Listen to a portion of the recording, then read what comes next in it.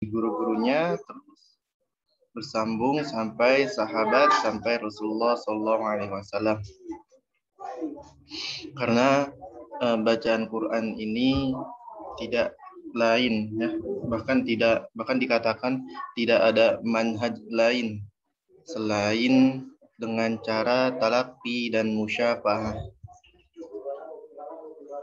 Mungkin ilmu agama lain itu bisa didapat dengan sendiri, otodidak. Namun untuk Al-Quran, terutama dalam membacanya, terlebih dalam memahaminya, itu tidak bisa sendiri. Jadi harus bertalaqi dan musyafahah.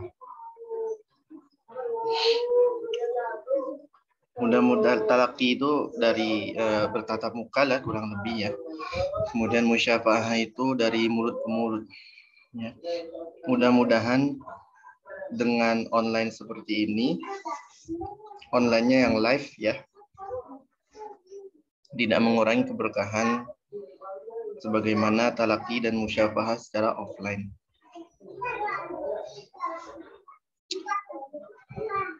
Adapun kalau hanya dari rekaman, ya, itu bahkan tidak terhitung sebagai dalam pengambilan sanad juga. Secara online, kalau bentuknya rekaman, kita melihat rekaman gitu, terus kita dapatkan sanad, itu tidak sah sanadnya. Begitu, maka bersyukur pada Allah masih bisa berikan kita kesempatan untuk belajar secara live walaupun bentuknya online. Ya Bunda yang dirahmati Allah Subhanahu wa taala, diingatkan kembali untuk meluruskan niat ya. Ayah Bunda niatnya apa ya? Kita ya, sebenarnya kita baik dari ayah bunda ataupun dari saya pribadi, ya, untuk terus meluruskan niat, jangan sampai ada niat-niat yang menyebabkan akhirnya Allah tidak ridho pada kita.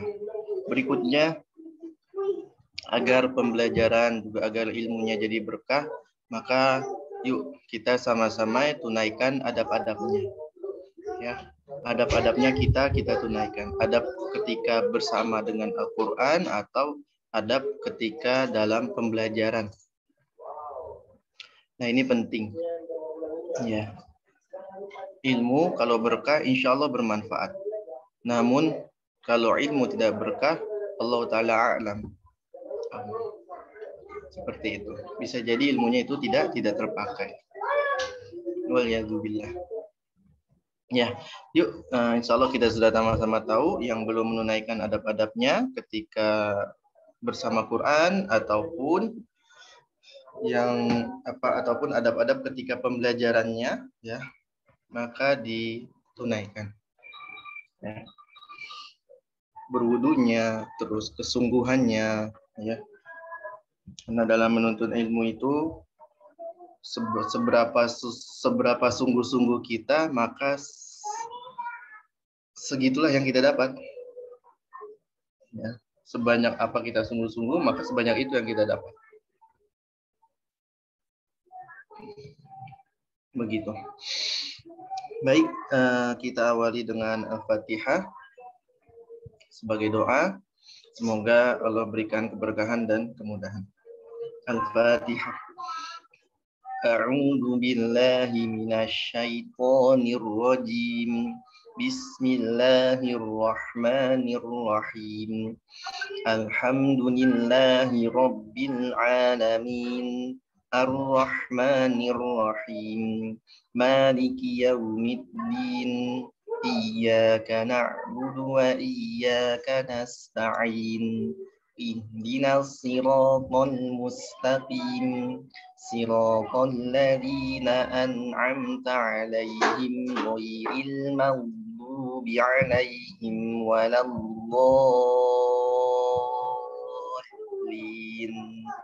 Amin.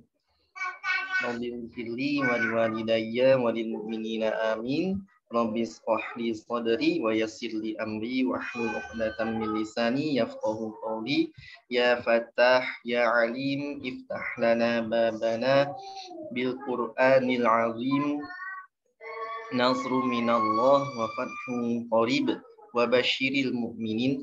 Allahumma nawwir bi kitabika basari wa adliq bihi lisani washrah bihi sadri wasta'mil bihi jasadi bihaulika wa quwwatik fa innahu la haula wa la quwwata illa bik wa innahu la haula wa la quwwata illa billahil aliyyil azim.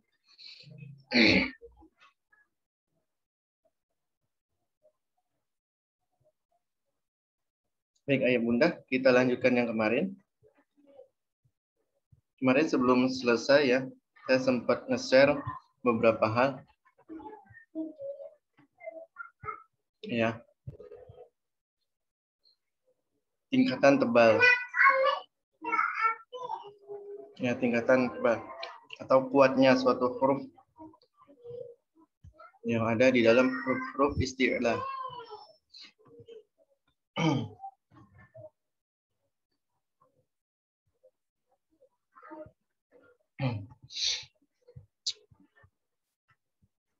Huruf isti'la ada 7 ya.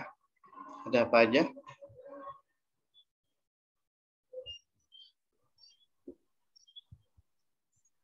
Ada ko, lo, sod, sod, kemudian dod,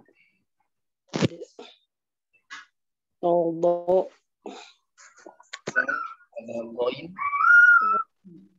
ada ko, ada kho. Ini huruf isti'la.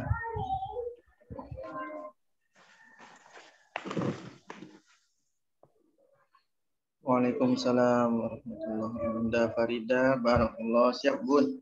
Semoga mertuanya Allah segera berikan kesehatannya.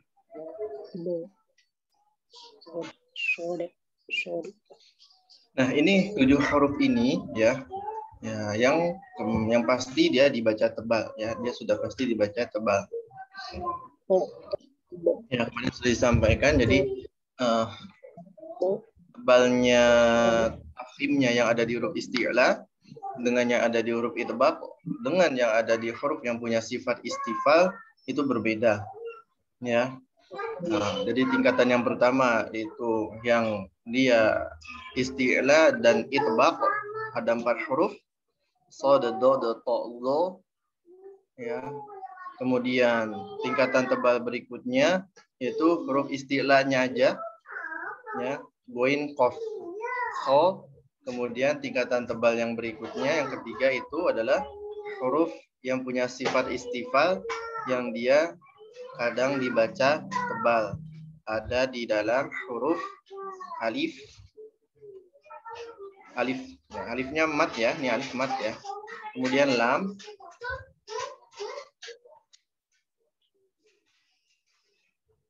Kemudian ada lam. Kemudian ada nun. Dan berikutnya adalah ro.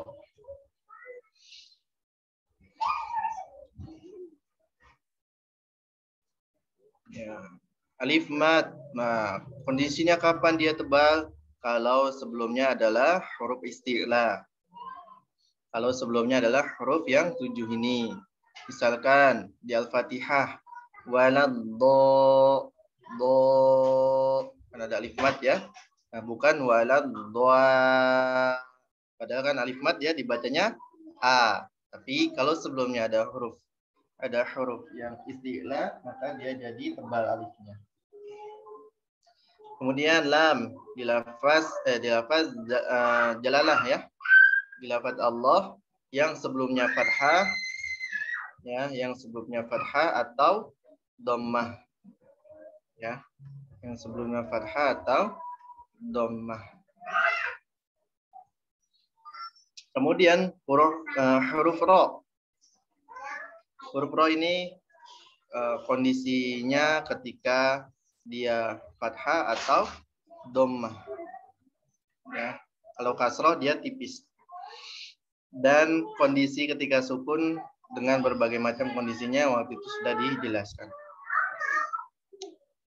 Nah, kemudian ada huruf nun. Kapan huruf nun bisa tebal?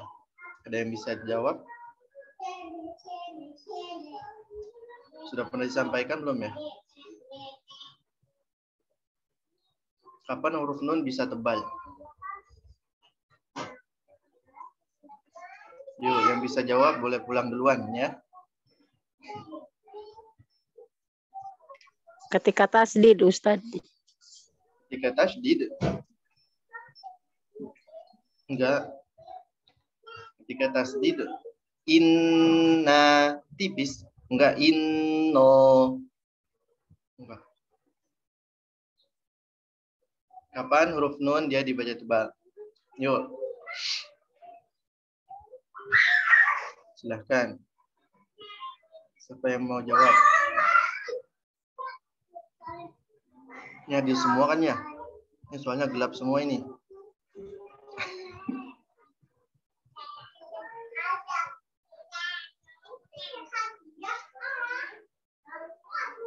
Kalau ketemu huruf ikhfa yang tebal, hurufnya apa aja itu?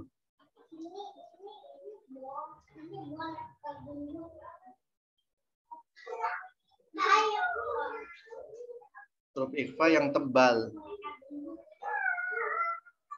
Iya, apa aja? Selain qaf, sebutin. Terus dod, so, terus qaf, dod, sod. Goin, yakin huruf goin?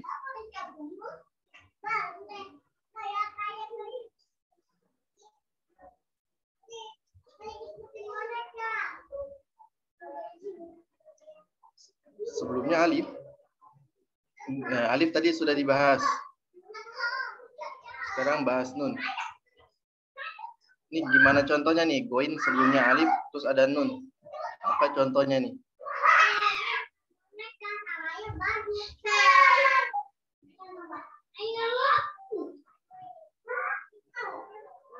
Anggo.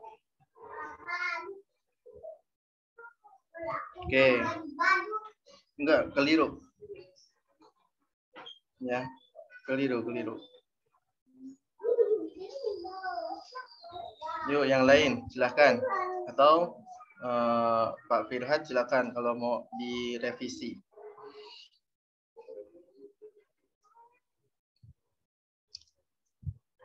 Saya hitung sampai 5 ya. 1, 2, 3, 4, 5. Masya Allah. Terbaik yang sudah menjawab ya, luar biasa. Ya. Nah, yang sudah Pak Firhat sampaikan ini ya perlu direvisi sedikit. Ya. Kapan nunnya itu bisa tebal? Ya. Oh ya Allah, Bunda Zaituni sedang kurang sehat, dirawat di rumah sakit, Mas. Alhamdulillah Bun, kalau sudah baikan ya. Semoga Allah mudahkan, Allah berikan kesembuhan yang tuntas ya. Baik, saya jawab ya. Nah, jadi huruf nun ketika ketemu huruf-huruf yang dibaca ikhfa. Ya, huruf nun ya dibaca ikhfa yang tebal. Nah, ini dia nih ya. Definisi ya, tafkhim itu tebal ya. Tebal itu penuhnya suara di dalam mulut. Penuhnya suara di dalam mulut. Nah, kemudian ini ada huruf yang saya lingkarin adalah huruf isti'la. Perlu dipahami, huruf isti'la ini, isti'la itu terangkat. Ya. Nah, kalau di sini dia terangkatnya pangkal lidah. Dan kemudian huruf-huruf yang punya sifat isti'la ini yang saya lingkarin, dia pasti dibaca tafkhim. Tapi tidak semua tafkhim, tidak semua yang dibaca tebal punya sifat isti'la. Ulang ya. Tidak semua huruf yang dibaca tafkhim punya sifat isti'la. Contoh, huruf yang 4 ini nih. Ini kan dibaca tebal. Ini tebal loh. Ini bahasanya tebal. Dengan kondisinya ya. Dibaca tebal dengan kondisinya. Tapi dia 4 huruf ini adalah huruf istifal, bukan huruf isti'la. Ya. Ini huruf istifal, bukan huruf isti'la. Jadi definisi isti'la itu bukan tebal. Isti'la itu pangkal lidah naik. Adapun tebal, ya itu definisi dari tafkhim. Ya, tafkhim itu tebal. Ya, memang huruf-huruf yang punya sifat isti'la dia dibaca tebal. Tapi tidak semua huruf yang dibaca tebal punya sifat isti'la, punya sifat pangkal lidahnya naik. Kenapa? Karena ada huruf yang pangkal lidahnya stabil, tidak naik, tapi dia dibaca tafkhim, dibaca tebal. Ini dia 4 hurufnya. Semoga bisa dipahami ya. Ya, itu yang pertama. Jadi ikhfa ketika bertemu huruf tebal. Apa nih huruf tebal yang mana? Huruf tebal. Ro huruf tebal. Ya kan? Ro dibaca tebal. Nun ketemu ro. Memang dia bukan ikhfa. Ya, kemudian huruf-hurufnya apa aja? Ya, huruf-huruf ikhfa yang dia punya sifat isti'la. Ya, jadi lebih tepatnya yaitu nun ketika sukun, nun sukun ketika bertemu dengan huruf-huruf yang dibaca ikhfa. Yang dibaca ikhfa namun punya sifat isti'la. Nah, yang punya sifat istilah nih dia nih, yang saya lingkarin merah jambu. Apa aja hurufnya? Huruf nun sukun ya, ketika ikhfa bertemu dengan huruf isti'la. Nah, huruf nun yang dibaca ikhfa bertemu dengan huruf isti'la. Nah, itu dia nunnya dibaca tebal. Tapi tidak semua huruf isti'la itu nanti dia dibaca ikhfa. Kecuali huruf ghoin dengan kho. Karena nun sukun ketemu ghoin dia harus dibaca jelas. Dibaca izhar. Nun sukun bertemu dengan kho harus dibaca jelas. Jadi hanya ketemu 5 huruf ini saja. Ya. Nah, ini dia kondisi nun. Dia dibaca tebal ketika ikhfa bertemu 5 huruf isti'la. Bukan 5 huruf tebal. Tapi 5 huruf isti'la. Bisa dipahami? Nah, ini memang saya pun ketika itu kaget. Kok nun dia termasuk tebal? Oh iya, ternyata ketika ikhfa dia bisa tebal kalau bertemu 5 huruf isti'la ini. Begitu. Nah, ini ya, kita belum masuk ke tingkatannya. Ke tingkatan apa namanya?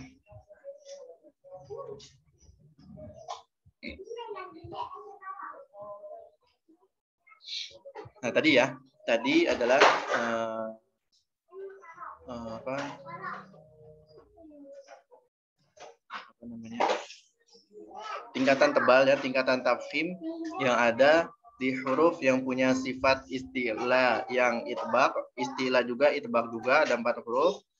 Kemudian tingkatan kedua adalah tebal, tingkatan tafkhim tebal yang hanya punya sifat yang apa namanya? Yang hanya punya sifat istilah aja, yaitu goin, qaf sama kho. Kemudian tingkatan tebal berikutnya yang ketiga yaitu huruf yang dibaca istifal ya, atau huruf yang punya sifat istifal yang kadang dibaca tebal.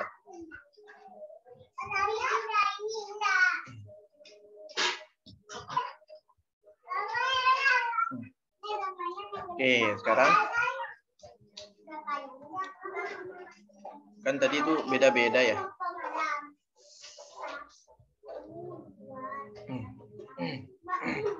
Apaan?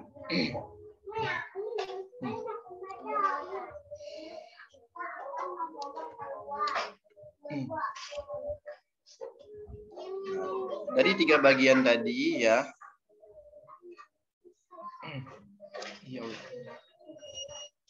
Jadi 3 bagian tadi ya. Sebentar apa?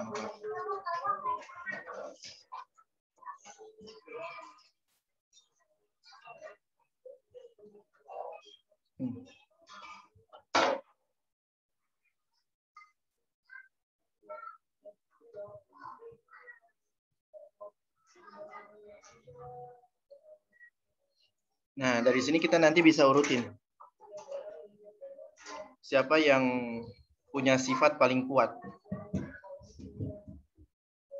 Ya, sifat yang paling kuat pertama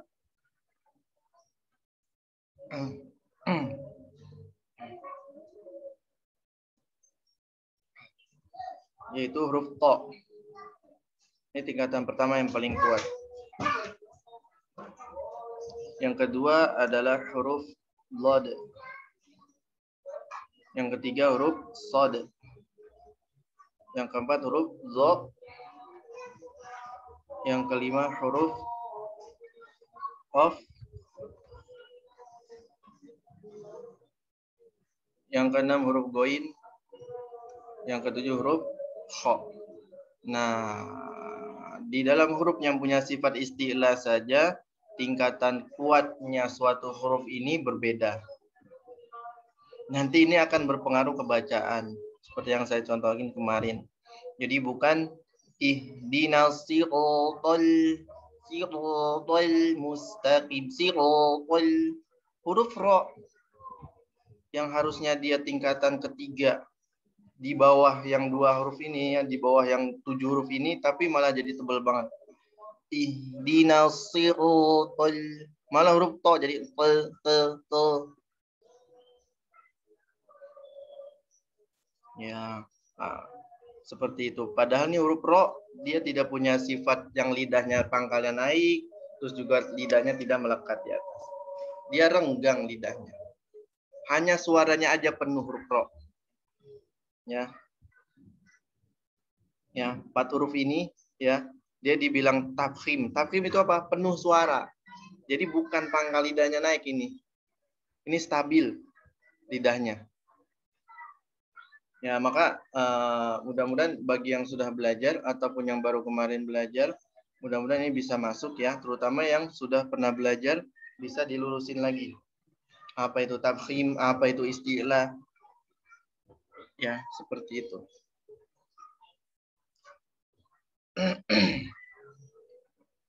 Lalu kenapa huruf to jadi huruf yang paling kuat bahkan di antara huruf hijaiyah yang lain ini? Karena dia tidak ada satupun yang memiliki sifat yang lemah. Coba sebutin sifat daripada huruf to. Silakan di chatting.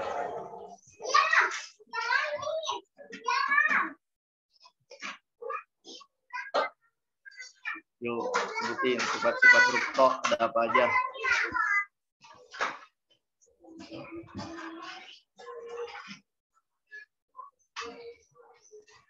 Yuk, masih ingat?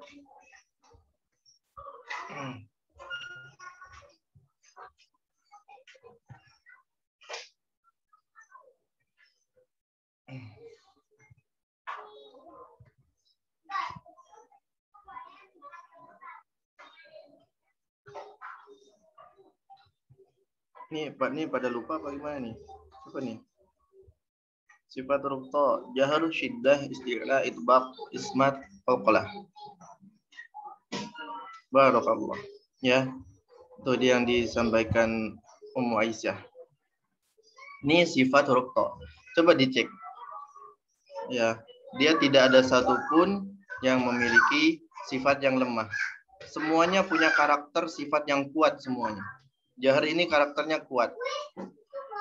Syiddah karakternya kuat. Isti'la juga kuat. Itbaq juga kuat. Ismat pertengahan. Jadi dia tidak dihitung. Ya. Qalqalah punya sifat kuat. Ya. Ya, biar kebayang. Nah, saya bagi yang baru belajar, mungkin saya kasih ini kali ya, biar nggak bingung. Kalau Ummu Aisyah kayaknya sudah paham insyaallah.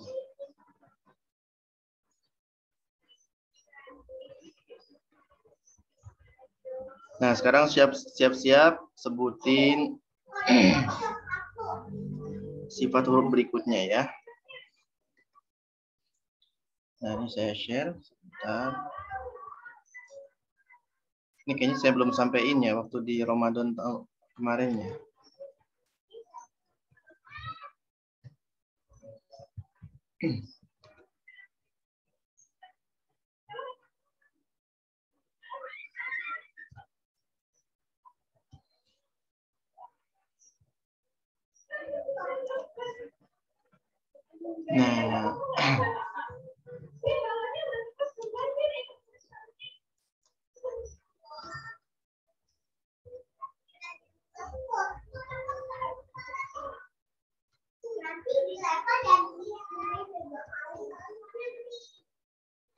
Nah, bisa kelihatan ya di sini.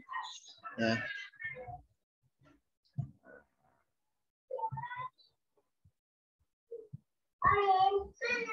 Huruf to tadi ya, huruf to. Oke.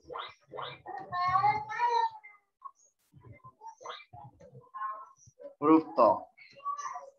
Apa aja tadi? Jahar. Nah, di sini bisa lihat ya di tabel ini. Ya, karakter dari sifat huruf yang dibilang sifat kuat, yang dibilang sifat lemah, atau yang pertengahan, ini dia rinciannya. Syiddah, istilah, ini huruf to ya. Ini huruf to yang sedang saya contreng. Kemudian ismat. Nah, total ada 1, 2, 3, 4, 5. Dia punya 5 sifat yang kuat. Nah, bahkan di bawah itu sudah disimpulkan dia tidak ada satupun yang punya sifat lemah. Nah, sekarang silakan sebutkan huruf dod.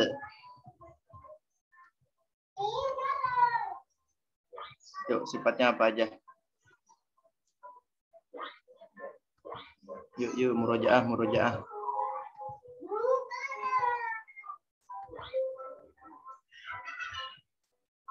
Huruf dod. Ya, Bunda Nita. Tuh, kurang 1. Bunda Nita. Huruf to.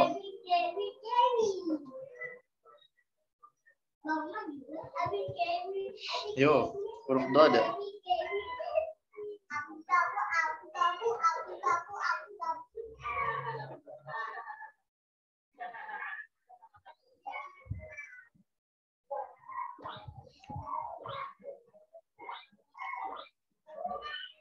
Jahar, rokhwa, istilah, idbaq, ismat, istitolah ya. Oke, kita contreng ya. Jahar, rokhwa, istilah, idbaq, kemudian ismat, istitolah. Ini dia. Dia punya 4 sifat kuat. 1 sifat lemah. 4 kuat, 1 lemah. Nah, sekarang huruf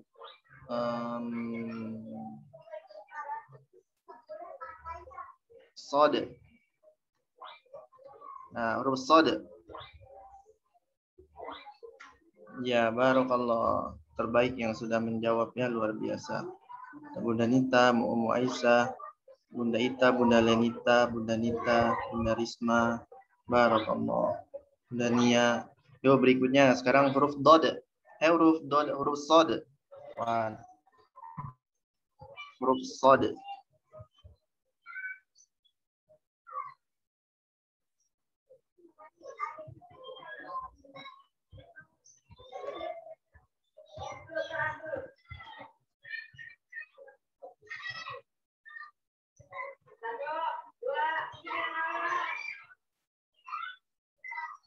Sudah dijawab Bunda Nisa, Ummu Aisyah, huruf Shad, Hamas, Rokhawah, Isti'la, Ismat, Sofir. Bunda Nita, Bunda Mamik, Masya Allah. Bunda Nia, Hamas, Rokhawah, Isti'la, Ismat, Hamas, Rokhawah, Sofir, Idbak, Masya Allah. Terbaik, luar biasa. Ya, ada apa aja dia? Huruf Shad, Hamas. Ya, kemudian Rokhawah, Isti'la, Idbak, Sofir, Ismat. Ya, Hamas, Rokhawah, Isti'la, Idbak, Ismat, Sofir. Barakallah. Mbak Firhat, ya Firhat. Berarti dia total punya 3 sifat kuat, 2 sifat lemah. Nah, ini L lemah, ini K. Nah. Oke, sekarang huruf Zo. Silakan huruf Zo. Yo, murojaah. Huruf Zo sifatnya apa aja?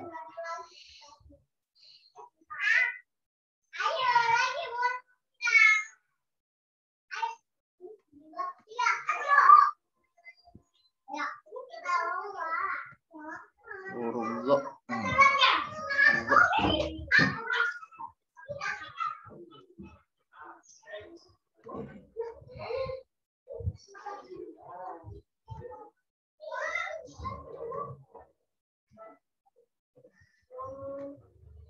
Oh, goin kho. Insyaallah banyak yang jawab. Barakallah.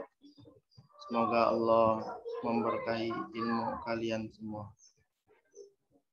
Ya, jadi murojaah kita ingat-ingat lagi ya. Siapa aja udah sudah jawab, Masya Allah. Semakin banyak yang jawab. Ummu Aisyah ya. Terus siapa lagi? Bunda Lenita, Bunda Risma, Bunda Nia, Bunda Mamik, Bunda Jihan, Bunda Itab, Ayah Firhat, Masya Allah ya. Nah, sekarang kita coba list ya. Sambil dicek ya. Nah, sifatnya adalah jahar.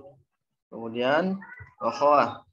Kemudian isti'la, irbaq, ismat. Nah, hanya punya sifat 5. Yang 3 yang kuat, 1 yang lemah. Yang lemah. Berikutnya huruf qaf. Yo. Di sini bisa kelihatan nih ya dari yang tadi urutannya saya sampaikan ya di papan tulis tadi whiteboard virtual. Nah, kok tahu dari mana itu paling kuat huruf to? Nah, dari sini dia. Nah, ayo kita rinciin lagi sekarang huruf qaf.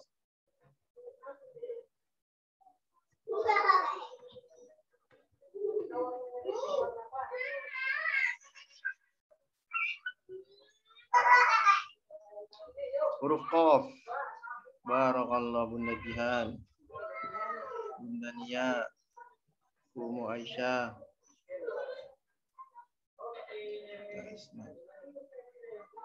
Infitah barakallah. Ya. Bunda Ita bukan itbak Bunda, ya, tapi infitah ya. Tapi sudah mencoba luar biasa. Bukan rokhawah. Wah, tegar juga, Masya Allah. Oke, berkah buat yang sudah menjawab. Ya, Bunda Sahira juga sudah menjawab. Barakallah. Tuh, sekarang kita cek ya. Huruf qaf. Huruf qaf, dia sifatnya jahar. Kemudian syiddah. Kemudian isti'la. Ya, huruf qaf ya. Huruf qaf. Kemudian infitah. Kemudian qolah. Dan ismat. Dia punya total 4 yang kuat, 1 yang lemah. Masya Allah. Dia sudah istilah infita ismat wala barakallahu. Ayat juga sudah menjawab.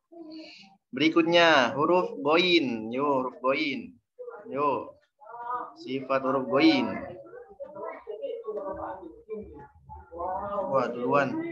Ummu Aisyah duluan. Jahar, rokhwa, isti'la, infitah, ismat. Bunda Mami juga jahar. Ya, apalagi Bun? Ada 5 minimal. Jadi setiap huruf sebutkan minimal 5. Ya, minimal 5. Adapun nanti bisa 6 atau 7 ya. Nah, itu tergantung. Karena itu tambahan dari sifat yang tidak punya lawan.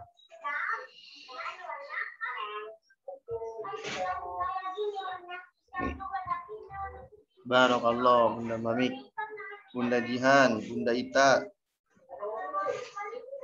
Huruf goin bukan bainia, Bunda Ita, bukan bainia.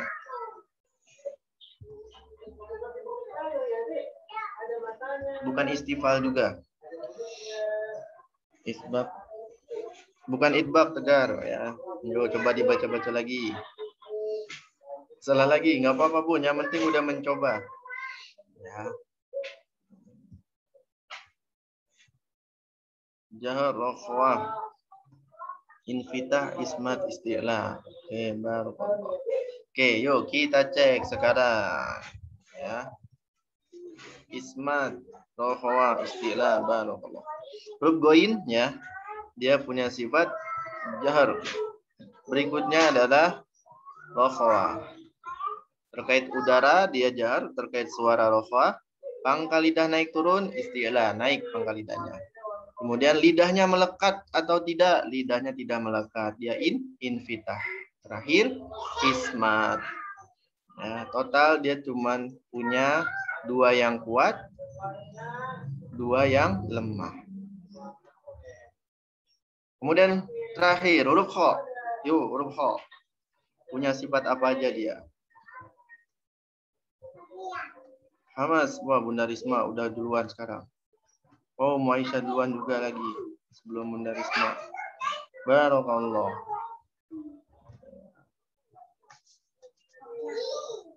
Ya. Jadi yang tadi di papan tulis itu saya bilang urutan pertama ini, terus yang ketujuh ini. Nah, ini dia nih dari sini lihatnya. Dari sifat huruf tersebut sendiri gitu. Dari sifat dianya sendiri gitu.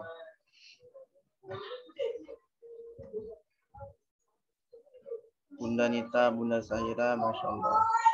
Barakallah. Huruf kha, huruf kha. Huruf kha.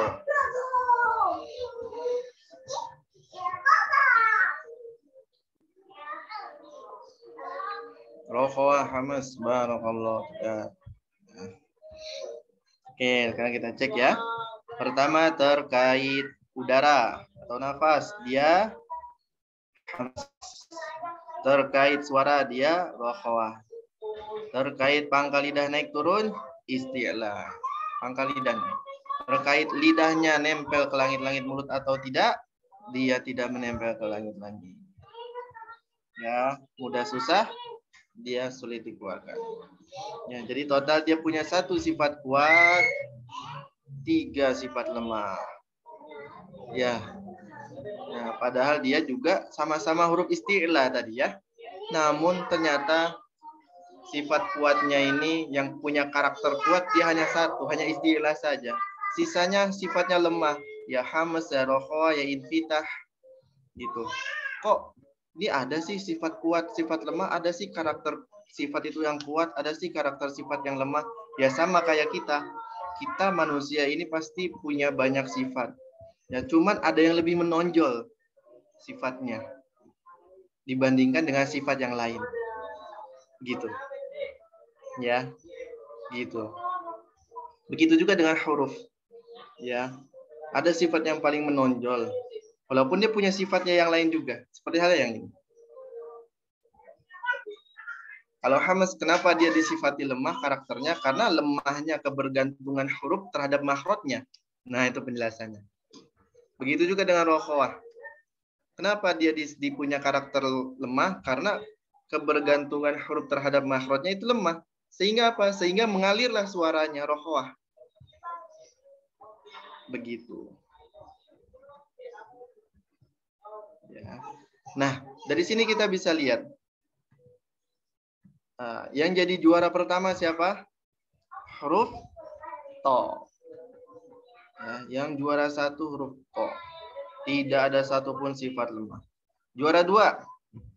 Siapa juara 2? Oh, ada 2 nih. Huruf dod apa huruf qaf? Dod. Huruf dod. Oh, kenapa huruf dod? Karena tadi udah ditulis ya. Ayo, kenapa huruf dod? Padahal sama nih. 4 kuat, 1 lemah.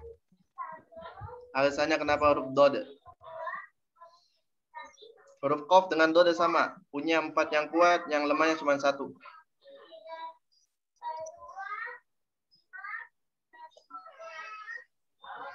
Jadi yang peringkat 2 siapa nih? Bukan karena tadi udah ditulis ya. Karena susah saya bilangnya. PR bangsa. PR Karena bangsa. pangkal lidah, Ustaz. Karena isti'lanya itu ya. Kenapa? Karena terangkatnya pangkal lidah. Ya, dia sama-sama istilah. Ini semuanya huruf istilah. Yang pangkal lidahnya naik. Sama. Bukan itu jawabannya. Ayo, dikit lagi. Apa itu? Bukan pangkal lidah ya. Pangkal lidah istilah. Yo, kenapa? Kenapa mesti huruf dot yang urutan kedua? Pangkal lidahnya itu nempel ke langit-langit, Ustaz. Nah, itu jawabannya. Ya, karena itbaq. dia itbaq. Itbaq. Iya, itu jawabannya ya. Karena dia itbaq. Lidahnya juga menempel ke langit-langit. Jadi bukan hanya istilah. Semuanya ini huruf istilah. Istilah pangkal lidah naik. Nah, ini dia nih ya. Terkait dengan definisi. Ya, definisi tadi. Makanya perlu diluruskan lagi biar tidak tercampur. Nah, biar tidak tercampur. Jadi kenapa huruf dod ya urutan kedua pada sama dengan qaf? Karena huruf qaf tidak punya sifat itbaq. Beda dengan huruf dod. Nah, maka urutan 1 sampai 4 ini diambil alih sama huruf itbaq semua. Ya. Nah, dia peringkat 2. Kalau kata Tegar, karena dot lebih kuat daripada huruf qaf. Ya, kenapa lebih kuatnya? Nah, lebih kuatnya tadi ya, karena dia punya sifat itbaq. Sedangkan huruf qaf tidak punya sifat itbaq. Itbaq apa? Lidahnya menempel ke langit-langit. Jadi bukan hanya pangkalnya aja, tapi lidah dari tengahnya sini juga nih. Itu jawabannya. Nah, berikutnya peringkat ketiga sudah pasti huruf shad. Ya. Peringkat keempat adalah huruf dha. Ya. Baru kemudian peringkat 5 adalah qaf. Peringkat 6 goin. Peringkat 7 kha. Nah, ini dia. Nah, dari sini nanti kita bisa lihat, oh ternyata yang paling kuat itu adalah huruf to. To. To. To. Huruf kho, bukan ho, bukan. Ya, padahal sama-sama istilah. Ya, tapi dia tidak itbaq. Bukan ho, bukan. Itu huruf kho. Bukan seperti itu. Ya, begitu. Terus, nah, antara ini tadi nih huruf istilah ada 7. Maka huruf ro di mana? Huruf ro di urutan ke-8 mungkin. Ya, karena dia bukan sifat istilah. Ya. Seperti itu. Makanya huruf ro itu jangan sampai lebih tebal daripada 7 huruf ini. Terutama huruf to. Kalau dua-duanya berderetan. Kayak kemarin kan? Nah, dengan harokat yang sama. Apalagi sampai terbalik. Nah, lalu gimana ketika praktek? Ketika praktek, maka dirasakan bacaannya. Pakai feeling. Ya, yang dirasakan itu bacaannya, bukan nadanya. Ya. Nanti kalau sudah dapat baru boleh ya silakan digabungkan ya antara suara dengan bacaan, antara nada dengan bacaan. Kalau itu sudah terjadi, itu sudah top marko top, good marso good, jos gandos. Tapi kalau yang mendahulukan suara dibandingkan bacaan, ini yang bahaya. Khawatirnya, apalagi itu nanti dipakai oleh dia untuk mengajar lagi, itu bahkan dikatakan sebagai pendustaan periwayatan Al-Quran. Ya, bacaannya berantakan karena mementingkan suara, kemudian dia ngajar ke anak muridnya diajarkan seperti itu dikatakan oleh beberapa ulama sebagai pendustaan periwayatan Al-Quran. Seperti itu. Namun, kalau dia bacaannya bagus, namun suaranya pas-pasan yang memang sudah dikasih Allah segitu, ya, itu lebih baik dibandingkan yang kedua tadi. Tapi akan lebih baik lagi kalau punya suara bagus, bacaan bagus. Nah, begitu. Ya, jadi dirasain, pakai feeling. Baik, sampai sini ada pertanyaan?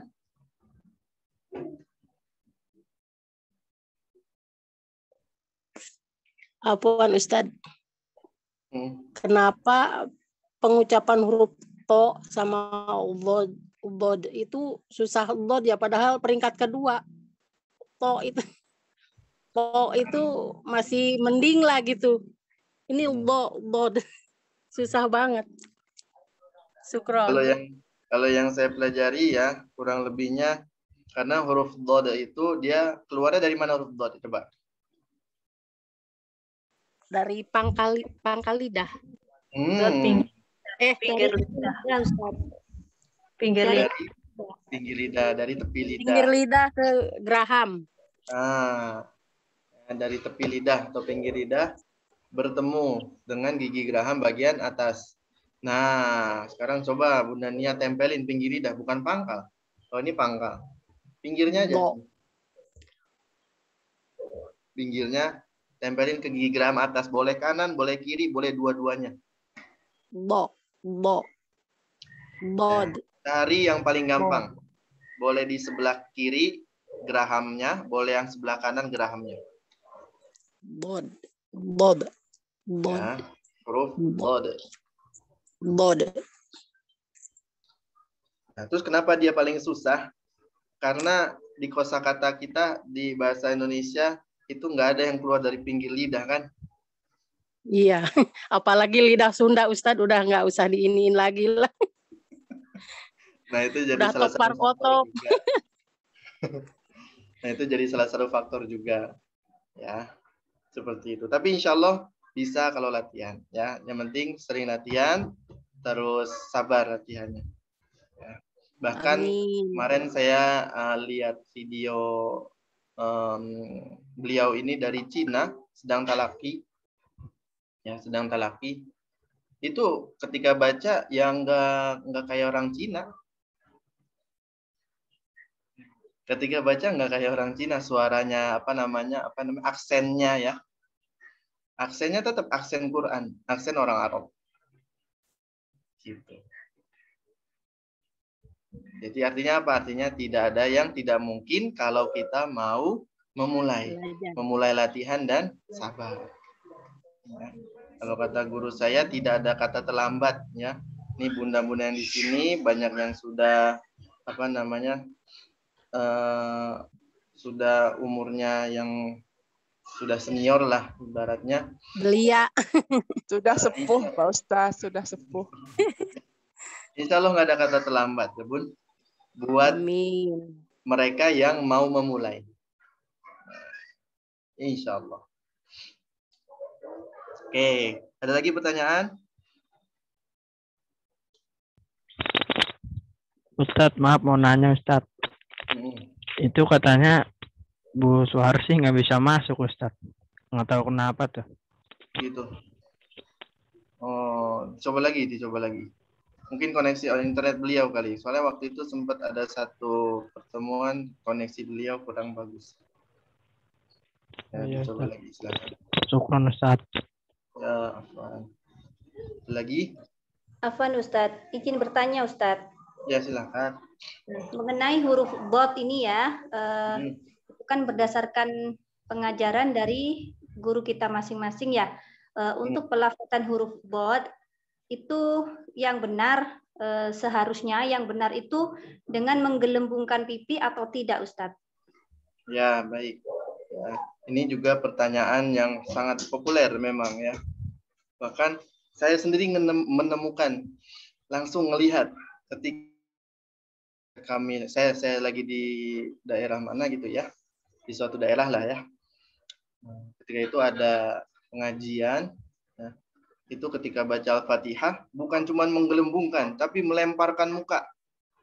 Waladhdallin, kayak begitu.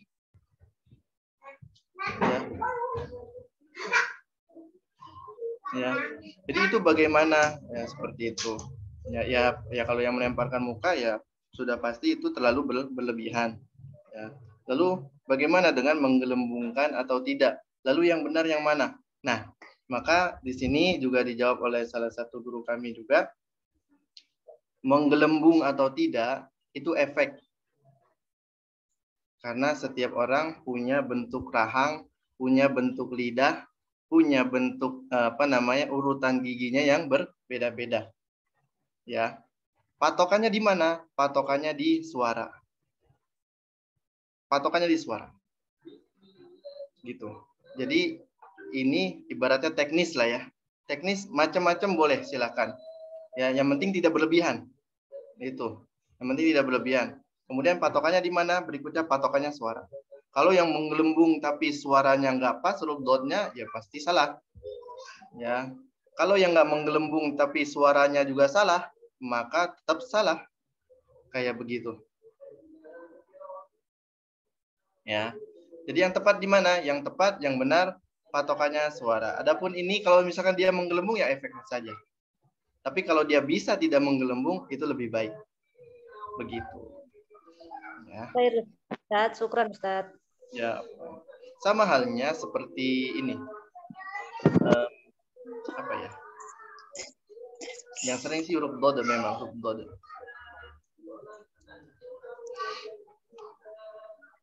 Kalau digelembungin pipinya suka ada kayak suara udara keluar ya Tad. Yang ya biasanya kayak gitu. Angin. Biasanya kayak gitu. Jadi ngepek juga ya sama ini. Nah, satu lagi nih, ingat huruf dot juga masih ya. Kalau kita baca penjelasan buku tajwid salah satunya dari yang Tajwidul Musawwar ya, dari Dr. Aiman Suwaid. Nah, di situ kan ada penjelasan bahwasanya ketika istitolah itu lidahnya memanjang ya, kurang lebih nanti kalau misalkan ada keliru diluruskan. Kurang lebih itu lidahnya memanjang sampai ujung lidahnya ini menyentuh gigi. Nah, maka kalau ada dia yang hanya membeli buku itu saja tanpa dia bertalaki ke guru, pasti sudah bisa dipastikan karena saya ketemu langsung sama orangnya. Dia tidak bertalaki dengan guru. Dia beli buku itu. Ya. Bukan yang salah bukan bukunya. Bukunya benar, hanya tidak dibarengi dengan guru. Hanya tidak dibarengi dengan talaki. Sehingga apa? Sehingga keliru. Huruf dod istitolah, memanjang lidahnya ujungnya sampai ke gigi. Jadi ketika dibacakan walam dho, jadi ada huruf dho-nya. Seperti itu. Ya. Nah, maka penjelasan dari guru kami juga, ya beliau ini salah satu murid seniornya dari Syekh Aiman Suwaid malah. Ya. Salah satu murid senior dari Syekh Aiman Suwaid. Beliau sampaikan pada kami ketika itu, ya. Jadi lidahnya ini ketika istitolah huruf dod, ya. Ya dia memang memanjang, tapi tergantung lidahnya ini dia panjang atau pendek. Lah kalau pendek dia depannya ujungnya nggak nyampe sini. Beda kalau memang dia panjang, ya lidahnya dia bisa menyentuh sini. Karena lihat lagi kondisi lidahnya. Ada yang lebar. Nah, kalau yang lebar dia bisa menyentuh kedua gigi gerahamnya. Ada yang nggak lebar, hanya bisa menyentuh kanan atau kiri. Ada yang panjang, kan kondisinya beda-beda. Gitu ya, ini lanjutan dari pertanyaan Ummu Aisyah tadi. Ya. Nah, maka ketika tadi dijelaskan, jadi patokannya itu istitolahnya aja, bukan patokannya di ujung lidah mesti dipentokin ke gigi seri depan.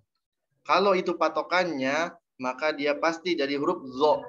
Walam zo. Kalaupun memang dia menyentuh gigi depan, gigi seri, maka ketika diucapkan huruf do yang berharokat, maka mundur lagi. Walam do.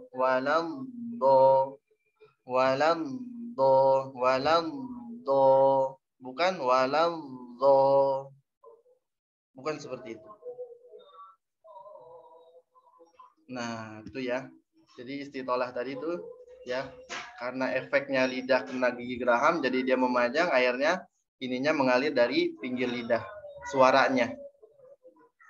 Suara rokohnya mengalir dari pinggir lidah ya.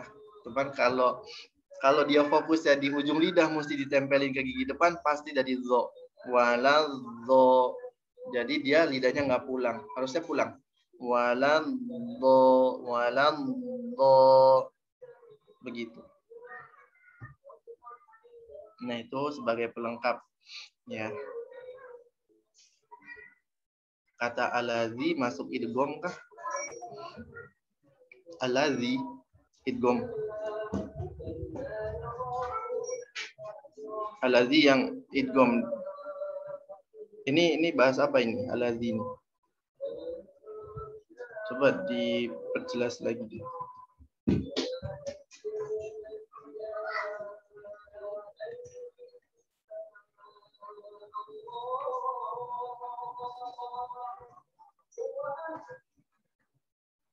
Lam ta'rif ya. Bahas lam ta'rif ya.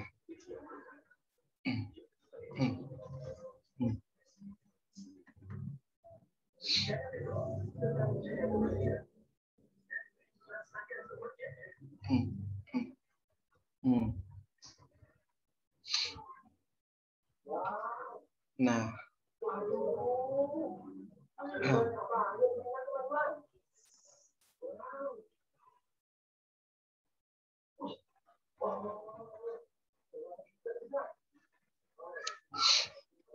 Ya, itu bahas lam ta'rif ya, alladzi itu. Jadi lam ta'rif ini nanti ada banyak penjelasannya ya. Jadi dia bisa dibilang lam lam syamsiyah ataupun lam qamariyah ya. Lam syamsiyah ataupun lam qamariyah. Nah, di sini banyak penjelasannya. Penjelasannya itu lam al atau lam fi'il. Lam al atau lam fi'il.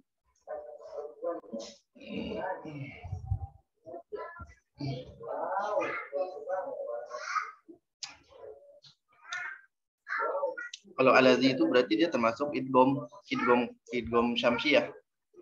Idgham syamsiyah. Iya, idgham syamsiyah. Alam syamsiyah.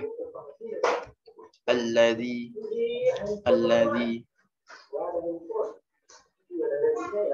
Ya. Kurang lebih seperti itu. Kan lam ta'rif itu ada dua ya, lam syamsiyah sama lam qamariyah, atau kita kenalnya mungkin dengan sebutan lain idhar qamariyah atau idgham syamsiyah. Ya, termasuk idgham. Idgham apa? Idgham karena dia masuk. Yang saya rasakan susah, apalagi kalau huruf dot itu disukunkan, harus sedikit mengalir. Ya, huruf dot harus sedikit mengalir karena dia rokhwah.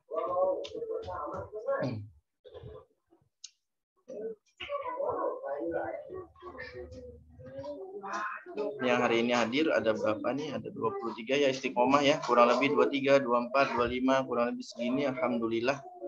Insyaallah. Bunda Mukti sedang safar. Baik, barakallahu fi amanillah. Ada lagi pertanyaan?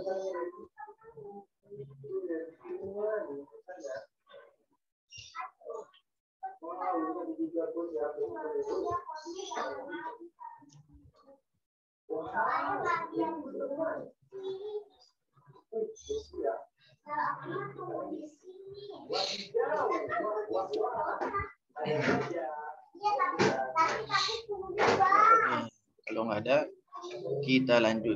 Ya. Sebentar.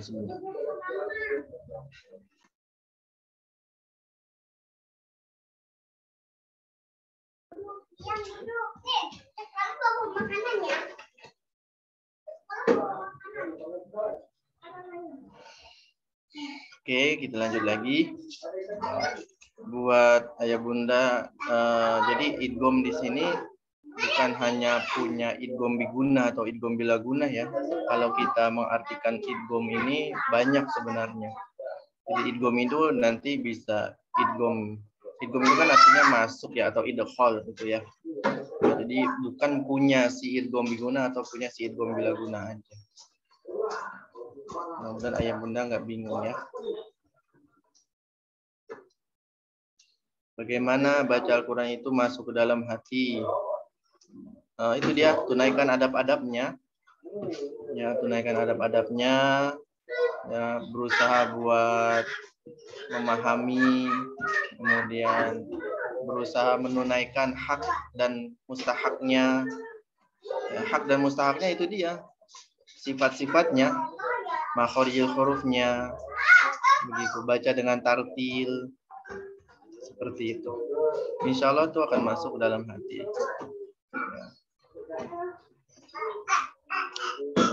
Insya Allah deh, kalau apa yang sudah dipelajari minimal ya, itu diamalkan, ya, dirasakan. Itu benar.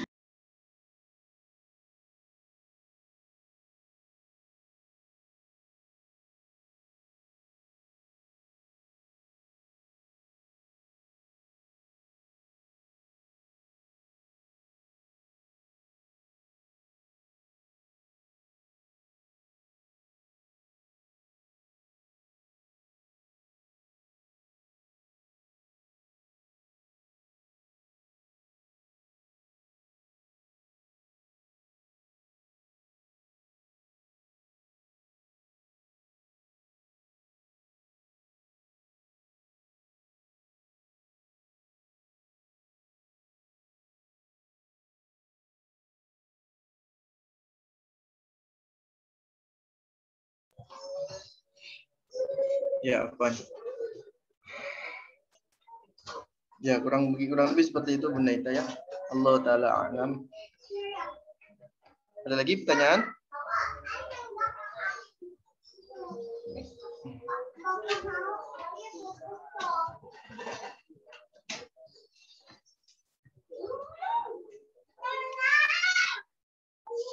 Silakan. Silakan Bunda Mami. Assalamualaikum Pak Ustaz. Silakan Bunda. Waalaikumsalam warahmatullahi wabarakatuh. Bunda Zaitunil. Mohon maaf Pak Ustaz, sudah 3 minggu nggak bisa ikut, Bunda sakit. Oh ya Bunda, nggak apa-apa. Semoga Allah mudahkan, segera sehatkan. Masya Allah. Amin. Tapi sekedar ikut nyimak aja dulu Pak Ustaz. Nggih. Kenapa? Ikut nyimak aja ini Ibu. Oh iya, ya Bunda ya. Ya. Bisa minta contoh huruf zo Pak Ustaz.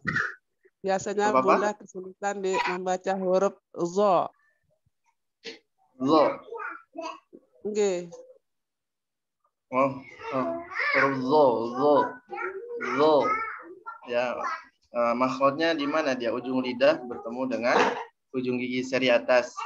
Maka lidahnya dikeluarkan sedikit. Ya, huruf zo.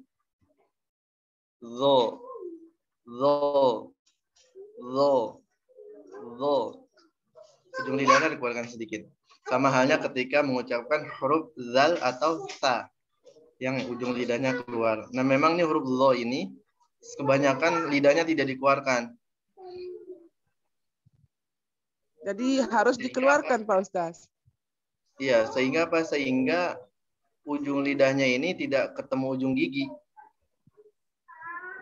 Nah, kan dia harus ujung gigi ketemu ujung lidah. Ujung lidah itu yang mana sih? Ujung lidahnya itu kan dia masuknya torful lisan. Ya, yang kemarin sudah dijelaskan, ujung lidah ini di dalam bahasa kita itu malah ternyata kebagi lagi. Jadi yang di sini yang dinamakan ujung lidah nih. Bukan yang kita pahami di ujung sini. Kalau di ujung sini nih, ini namanya ra'sul taraful lisan. Kepalanya ujung lidah nih. Maka dari itu, karena ujung lidahnya yang dimaksud adalah taraful lisan, yaitu di sini, ketemu dengan ujung gigi seri, maka ya dia ada keluar sedikit. Lo. Bukan di dalam. Bukan do. Jadi seperti do nanti. Begitu. Nah, ini yang sering keliru. Ya, maka kita pahami apa sih ujung lidahnya yang mana? Ujung lidahnya itu taraful lisannya di sini. Kalau di ujung sini ini bukan taraful lisan. Ini ra'sul taraful lisan. Kepala ujung lidah. Nah, kepala taraful lisan. Nah, kalau kita mengartikan taraful lisan ujung lidah berarti kepalanya ujung lidah. Nah, bahasanya gitu. Kemudian ada taraful lisan yang kita artikan ujung lidah. Jadi ujung lidah bukan yang depan, bukan. Sebelah sini. Maka kalau ujung ketemu ujung kan begini jadinya. Nah, kan lidahnya keluar sedikit kan? Begitu. Ya. Sementara yang dibilang ujung di gigi ya dia tetap di ujung sini. Nah, ini dia. Ada lagi yang namanya zuhrul taraful lisan, punggung lidah yang kita kenal. Huruf ro keluar dari sini. Nah, jadi ketika huruf zo,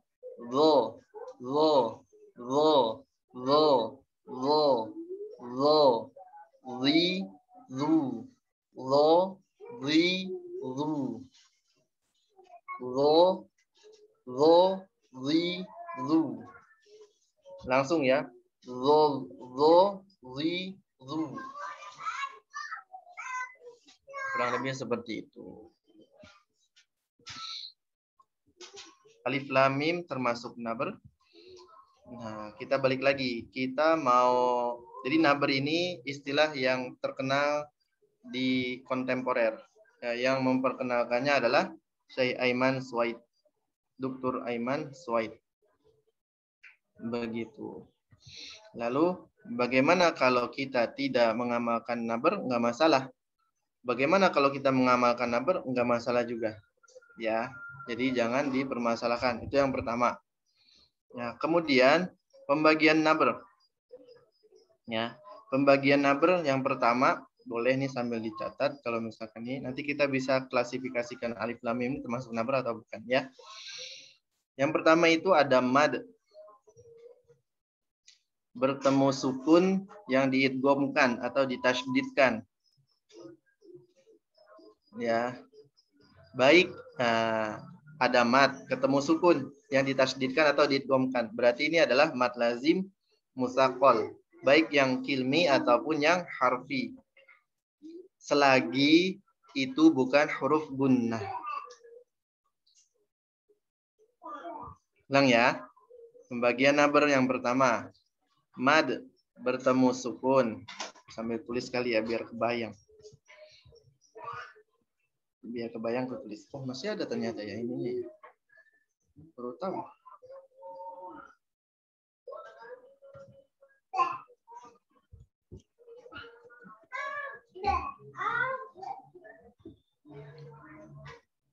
Ada mad. Ada mad. Bertemu huruf sukun yang diidghamkan atau ditasydidkan. Nah. Ini ya. Ini mad bertemu huruf sukun yang diidghamkan atau ditasydidkan. Berarti kan dia mad lazim musaqqal kilmi ataupun harfi. Mad lazim kilmi musaqqal atau harfi. Nah, tapi ada persyaratannya. Selagi bukan huruf gunnah. Nah, ini tuh bukan huruf gunnah yang ini. Contoh di surah Al-Fatihah deh ya. Waladdallin. Ya, dia boleh naber ataupun tidak naber. Tidak naber bagaimana? Tetap ya, itu nama istilah aja sebenarnya. Karena ulama mutaqaddimin sebelumnya ini dia tidak mengenal istilah naber, tapi kalau kita dilihat dari definisinya sama, yaitu menaiknya, perbedaan suara daripada huruf dengan huruf sebelum dengan huruf sesudahnya. Ya, ada perbedaan suara. Ya. Sehingga apa? Sehingga untuk membedakan kalau ada huruf itu gitu loh. Makanya sekarang ada istilahnya nabar. Secara praktek dua-duanya sama, dinaikkan suaranya, ditinggikan sedikit. Contoh itu tadi waladhdallin,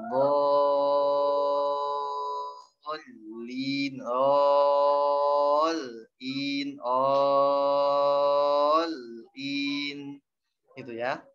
Selagi bukan huruf gunnah. Terus nabar yang kedua ketika tasydid pada ya dan waw. Contoh iyyaka, iyyaka. Ya, contoh itu. Terus yang ketiga, ketika waqaf di huruf yang bertasydid selain huruf qalqalah dan gunnah. Selain huruf yang qalqalah dan gunnah. Jadi waqaf nih. Cuman ternyata hurufnya bertasydid. Tapi huruf itu bukan qalqalah dan gunnah. Contoh kalau yang qalqalah di surah Al-Lahab. Abi lahabim wa tab. Jadi nggak perlu abi lahabim wa tab. Nggak perlu. Nah, terus jadi nggak perlu seperti itu. Contoh waqaf di huruf yang bertasydid selain huruf qalqalah tadi udah. Selain huruf gunnah. Nah, contoh misalkan di Ar-Rahman wala ja. Jadi nggak usah wala ja.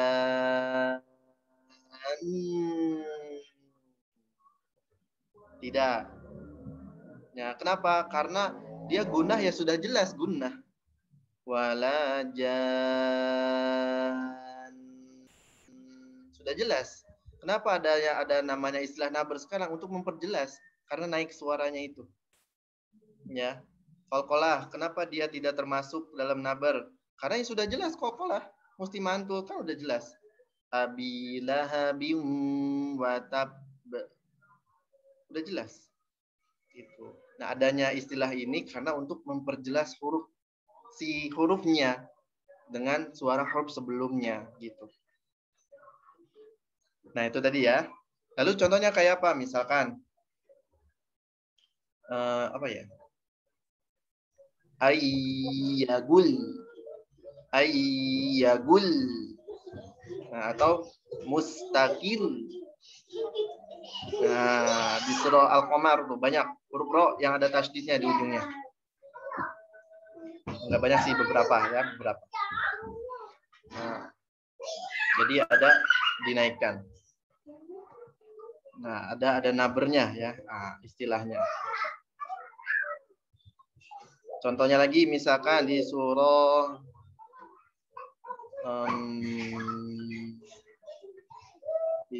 apa ya? Al-Qiyamah huruf ro. Ya. Ainal mafar. Dinaikkan, bukan ainal mafar. Dinaikkan. Ya, jadi waqaf di huruf yang bertasydid selain huruf itu gunnah dan qalqalah.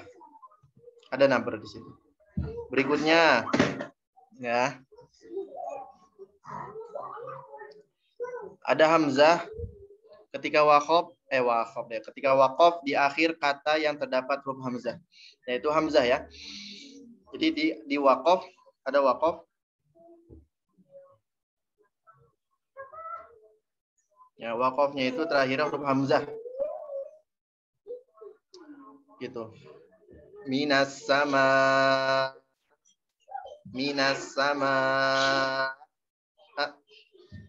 dijelaskan. Ya. Ya, fungsi nabar itu dia untuk memperjelas. Berikutnya ya. Oh, itu ya. Nah, jadi apakah alif lam mim termasuk nabar? Maka kami jawab tidak. Ya, ini juga salah satu jawaban dari Dr. Ayman Suwaid juga yang mempopulerkannya. ketika ditanyakan, ketika guru kami bertanya ke beliau langsung. Ya, ketika guru kami bertanya ke beliau langsung, huruf alif lam mim dia tidak termasuk naber. Kenapa? Karena tadi mad bertemu sukun yang diidghamkan atau ditasdidkan selagi huruf tadi itu bukan gunnah. Nah, mim kan gunnah, huruf gunnah kan, jadi dia tidak dinaberkan. Jadi tidak alif lam mim. Jadi dibacanya tidak seperti itu, tetap datar. Kenapa? Karena sudah punya gunnah, dia sudah jelas. Itu. Jadi sama kayak terus misalkan lagi faida ja'atit tammatul, enggak. Karena sudah gunnah jadi digunakan saja, enggak perlu dinaberkan. Faida ja'atit tammatul kubra. Begitu. Ya. Beda dengan ad-duha misalkan. Wa wajadaka dhallan. Nah, atau as-sohh. Nah, itu baru naber. Begitu. Ya. Afwan Ustadz. Ya, silakan. Nah, satu lagi itu Ustadz, yang ketika alif tasniyah atau wawu jamak gugur untuk menghindari pertemuan dua sukun. Itu yang kayak mana contohnya Ustadz? Kalau itu nanti saya coba tanya lagi ya. Ada satu lagi sebenarnya, itu dia tadi satu lagi. Itu kemarin nggak tercatat sama saya. Alif tasniyah atau wawu jamak gugur untuk menghindari pertemuan dua sukun. Untuk menghindari pertemuan dua sukun. Pertemuan dua sukun itu kan ketika sakinain. Ya nanti contohnya coba saya cari tahu. Nah, ya, itu PR buat berarti ya. Nah, Ustaz. Nah, barakallah. Nah, itu juga dibaca nabar tadi ya. Ketika apa tadi? Isim tahniyah atau jamak. Iya, alif tasniyah. Yang punya cara beda dengan mufrad kalau nggak salah. Iya. Begitu. Nah, itu nanti saya coba cari tahu contohnya. Nah, jadi tadi ya, insya Allah. Jadi tadi pengertian naber, pembagian naber yang sering kita ketemukan di dalam bacaan Al-Quran. Afwan Ustaz. Ya. Ini saya ada catatan contoh, namun saya belum memahami Ustaz untuk yang saya tanyakan barusan itu. Ya, bacaan Zakhosh syajarah. Nah, seperti itu. Zakhosh syajarah. Nah, yang membedakannya yang mana itu saya yang kurang paham. Coba lagi. Pakai zal. Zakhosh syajarah. Yang di akhirnya itu tak marbutoh. Ya, nanti coba saya cari tahu ya. Soalnya saya juga belum nangkap yang ini. Ketika kemarin sama salah satu guru kami juga saya belum nangkap yang ini. Ada lagi contohnya waqalal hamdulillah. Nah, seperti itu. Tapi saya belum paham yang mana yang dijadikan nabernya itu yang Iya. Nah, syukran Ustaz. Ditunggu penjelasan berikutnya. Masya Allah. Ya, untuk yang terakhir itu dia memang salah satu pembagian naber juga itu. Cuman ketika itu saya belum ngeh. Belum dapat. Nanti kita coba cari tahu juga ya, insya Allah. Jazakillah udah diingatkan ya. Sudah ditambahkan. Ya, itu benar, itu kemarin kelupaan. Nah, jadi ayah bunda, nah seperti itu kurang lebih. Nah, ada lagi pertanyaan yang lain? Sepertinya kita banyak pertanyaannya.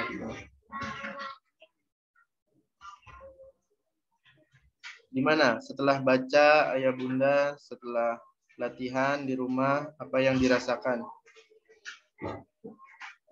Boleh berbagi kisah.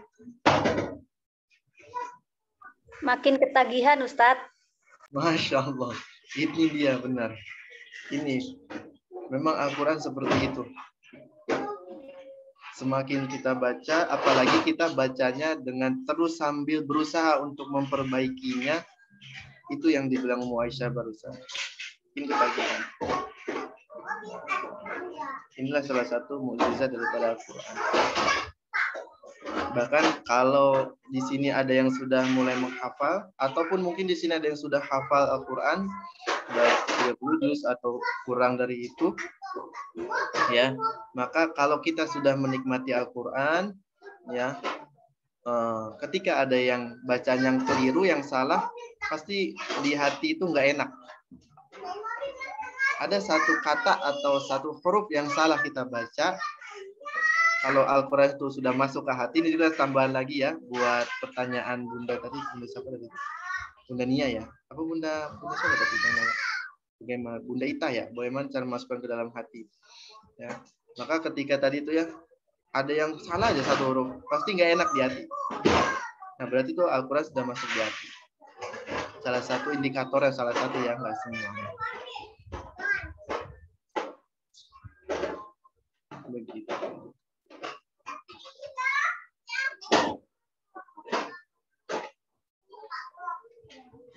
Ya, nah itu, nah jadi berasa, aduh kok kayaknya nggak enak gitu loh, kayak perasaan nggak enak gitu. Coba ulang lagi, gitu. Nah nanti kalau sudah mulai terus dibaca sampai sampai dinikmati, sampai ketagihan seperti itu, nanti itu akan berpengaruh ke badan, berpengaruh ke diri kita, gitu. Bahkan ketika kita kelupaan misalkan, atau ketinggalan, atau misalkan karena sibuk segala macam, kita nggak baca Quran, itu kayaknya ada yang hilang. Nah, ada sesuatu yang hilang. Aduh apa ya? Dan kita tuh jadi kayak nggak enak gitu, apa ya? Jalanin waktu di hari itu tuh kurang nyaman. Kayak ada yang ketinggalan ya Ustaz. Nah, seperti itu. Kurang nyaman. Apa ya? Jadi ibaratnya bawahnya uring-uringan aja. Bawahnya pusing aja. Nggak jelas. Ya betul Ustaz. Kayak apa? Ada yang kurang. Seperti ada yang kurang. Iya. Kayak dongkol gitu Ustaz. Iya. Kayak dongkol. Artinya apa? Artinya ketika masih di dunia saja, Al-Quran itu sudah sangat mempengaruhi kita. Sangat-sangat menemani kita, sangat-sangat ingin kita itu jadi temannya. Ya betul Ustaz. Artinya seperti itu. Ketika di dunia. Bahkan ketika bisa sampai mempengaruhi seperti itu kan. Bahkan ketika awal Al-Quran turun ya, kita tahu semua sejarahnya. Ya, bahkan ketika Nabi dan para sahabat itu membacakan Al-Quran ke orang kafir musyrikin ya.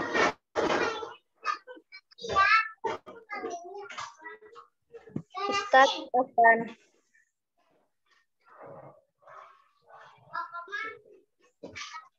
Oh iya. Afwan Ustaz. Boleh lagi ya Ustaz ya? Putus-putus suaranya gimana? Boleh nanya lagi ya Ustaz ya? Mengenai sifat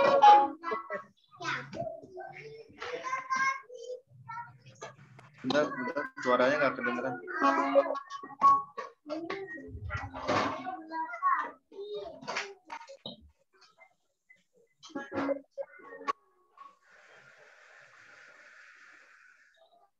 Ya, silakan.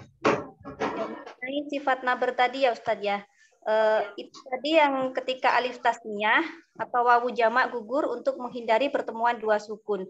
Nah, di sana itu dijelaskan fungsinya untuk membedakan dengan yang mufrad. Nah, itu ya, yang mufrad itu bagaimana Ustadz? Kalau dari bacaan waqalal hamdulillahi Nah, itu yang mana yang harus dibedakan mufradnya itu yang mana, Ustaz? Wa qala alhamdulillah. Iya. Jadi kan tadi untuk menghindari pertemuan dua sukun ya.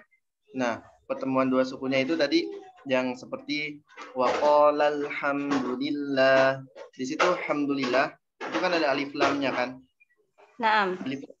Alif lamnya itu dia alifnya ini adalah alif yang bukan alif khoto. Bukan hamzah khoto, dia hamzah wasol. Ya kan? Ya kan? Berarti yang belum hamdu itu ya, yang alhamdu itu, yang alifnya itu. Iya. Nah, di situ ada dua sukun kan? Wa qala alhamdulillah. Seperti itu. Nah, itu dia tadi penjelasan kenapa dia seperti itu tadi. Oh, gini. Kemudian wastabaqal bab. Nah, itu ya, juga. Sama. Dia alifnya. Wastabaqal bab. Berarti kita menghilangkan satu, bukan menghilangkan ya. Apa? Bukan menghilangkan huruf bukan ya, tapi menghilangkan bacaan sukun dari salah satu huruf tersebut. Oh, nah. Nah, dapat. Masya Allah. Ya. Baik, Ustadz. Nanti perlunya diskusi nih ya. Penting seperti ini. Nah, Ustadz. Syukron. Sudah paham insya Allah. Alhamdulillah. Syukron, Ustadz. Ya, sama-sama. Barakallah. Ya, mungkin kalau ada yang belum paham, coba dengerin aja ya. Ya tadi contohnya wa qala alhamdulillah. Jadi nanti jangan sampai dia tidak jelas. Wa qala alhamdulillah, wa qala alham, wa qala alham, wa qala alham, wa qala alham. Jadi mesti dijelaskan. Seperti itu. Sama kayak halnya, cuman ini bukan naber ya. Bukan naber. Kalau itu bagian dari naber. Sama halnya seperti yang sering saya sampaikan itu ketika hamzah. Ini hamzah sering nih. Hamzah yang sering dibaca tashil. Ya, dibaca tashil atau dibaca ringan. Misalkan waidan nujumu waidan idza jaa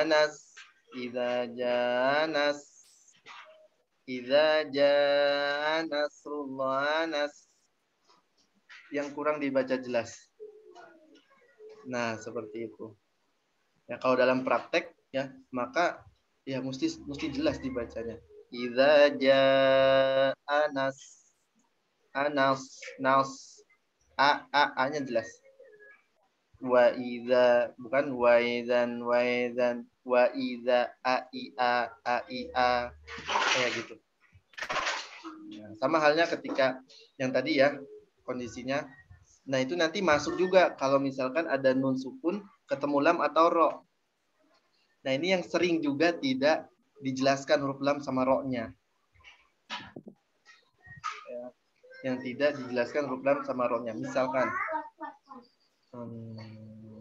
misalkan ya di juz 30 aja ya, di juz 30 misalkan nun sukun ketemu lam atau ro. Apa ya? Ada yang bisa kasih contoh nggak?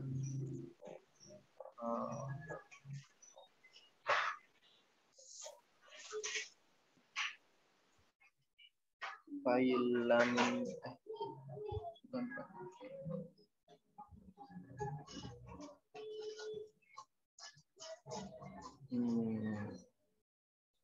Failam bukan failam. Nun sukun ketemu lam atau ro. Idgham bila guna. Mir rabbihim Qurrabbi mir rabbihim. Kalau yang bertemu lam, coba yang bertemu lam.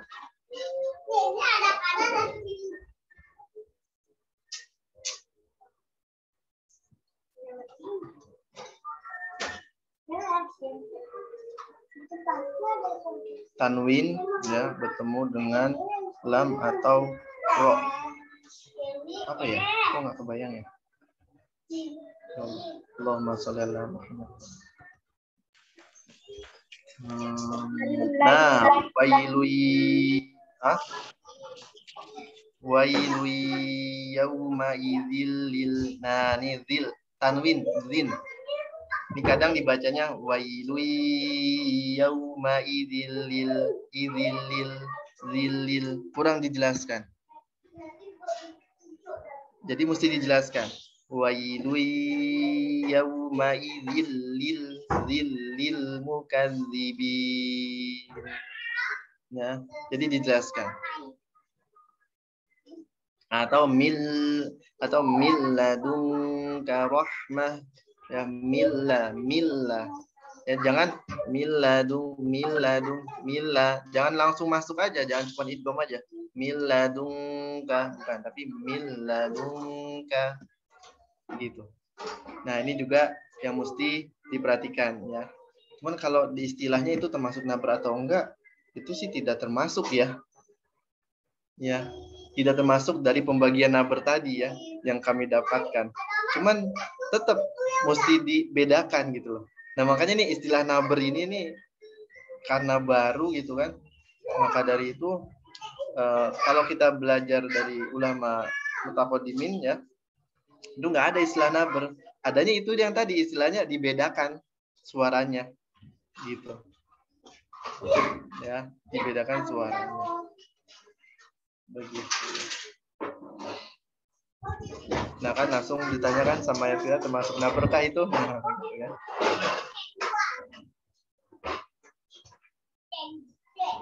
Kalau dari pembagian nabr itu tidak termasuk ya. Cuman kalau dari cara bacanya dia tetap mesti dijelaskan. Ya. Wailu yauma idzil lil ya gitu. Wailu yauma idzil dijelaskan.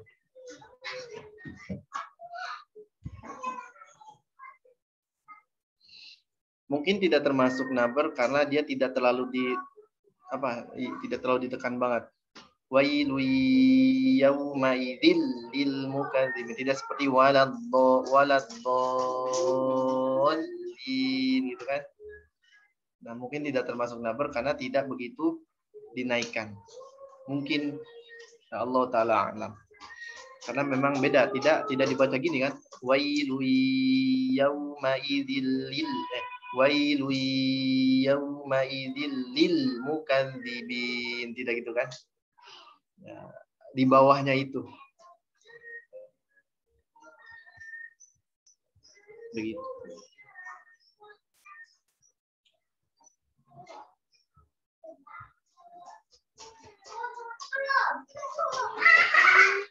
Cuma punya semangatnya saja, belum sampai mahir dan paham benar. Nggak apa-apa, Bun.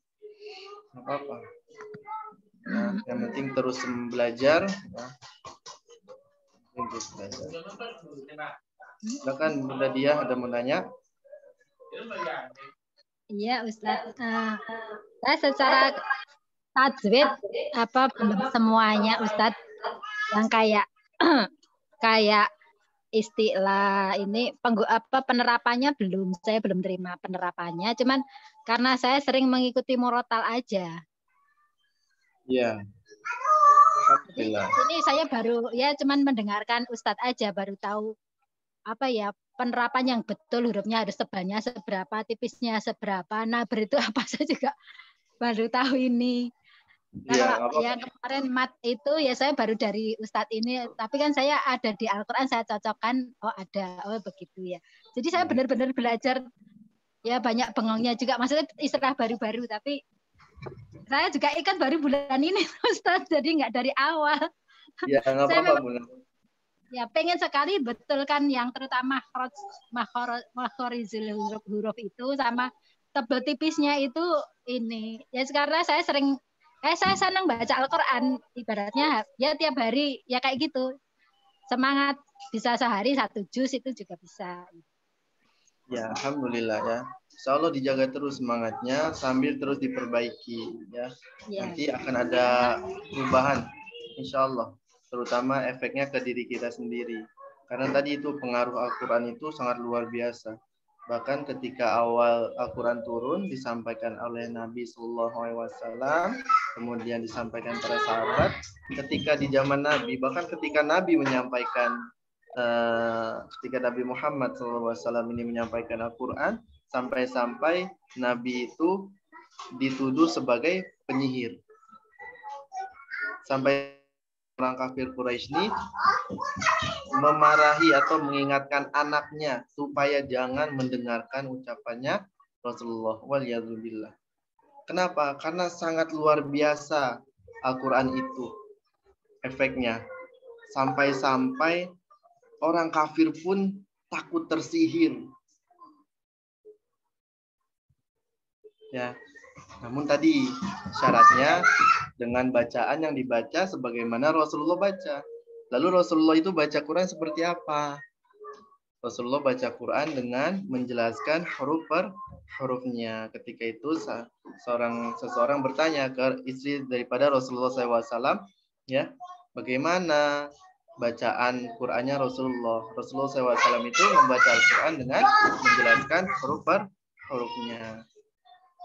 Begitu, maka itu efeknya udah luar biasa sampai orang kafir bisa ketakutan seperti itu. Maka kalau ayah bunda, ya nggak masalah. Jadi sebenarnya saya juga nggak begitu banyak langsung memberikan istilah ini secara langsung. Ya, saya coba berusaha buat pelan-pelan ngasih istilah-istilahnya ya. Kebanyakan saya justru malah ngasih istilah yang mudah dicerna. Ya, tapi bertahap, nanti mudah-mudahan ayah bunda bisa belajar pelan-pelan. Nah, kayak kemarin ya, pangkal lidahnya naik, pangkal ini naik. Nah, cuman kan ternyata di grup kita ini tidak semuanya baru belajar, ada yang sudah pernah belajar seperti itu. Nah, mudah-mudahan tidak mengurangi semangat yang baru belajar. Dan bagi yang sudah pernah belajar juga justru jangan merasa itu lagi. Aduh, bosen nih. Nah, udah tahu. Nah, itu jangan. Maka lurusin lagi niat. Nah, ini biasa saya lakukan. Memang saya mengambil jalan tengah. Ini metode ngajar yang saya pakai. Baik ketika dalam pembelajaran secara teori ataupun ketika sedang menerima setoran hafalan. Atau ada halakoh atau anak-anak biasanya ada anak-anak yang dia bacanya sudah lebih duluan, hafalannya sudah lebih banyak. Ada anak yang ketinggalan, ketika kita bacakan juga bukan susah, perlu perjuangan gitu.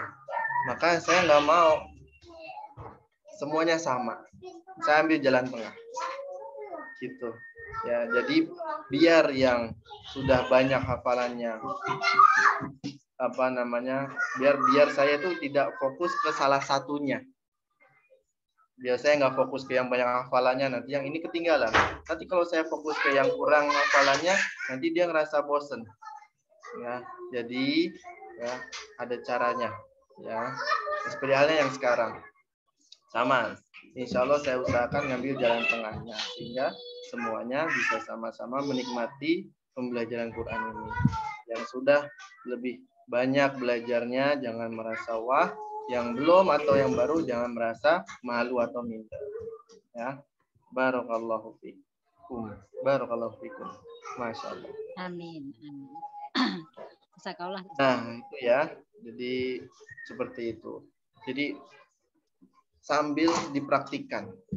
Ya, buat ayah bunda semua sambil dipraktikkan bacaannya. Kita usahakan kita baca dengan baik dan benar. Insya Allah nanti Al-Quran itu akan menyihir diri kita sendiri. Bahasanya menyihir. Kalau bahasa Al-Qurannya, Al-Quran itu nanti bisa buat obat buat kita sendiri, ya kan?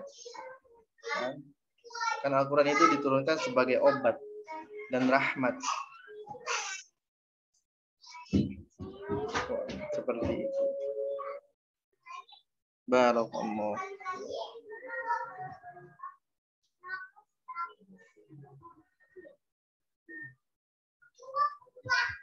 Ya. Alhamdulillah, ini banyak.